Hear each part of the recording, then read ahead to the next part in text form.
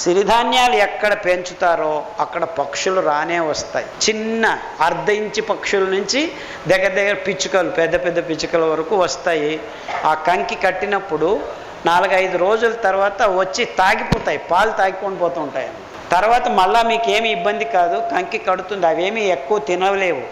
కానీ మీకు అదృష్టం ఏమిటంటే పక్షులు వస్తే ఆ 4 రోజులు పిక్కలు వేస్తాయి. అంటే మీ భూమి ఇంకా ఫలవంతంగా తయారవుతుందని. అది అద్భుతమైన విషయం. అంటే మీరు సిరిధాన్యాల వల్లనే 10 ట్రాక్టర్లు ఎరువు తెచ్చి వేసినంత 3 రోజుల్లో జరిగిపోతుంది. ఇంకా ఏ పైరుకు ఈ కార్యక్రమం ప్రకృతిలో జరగదు.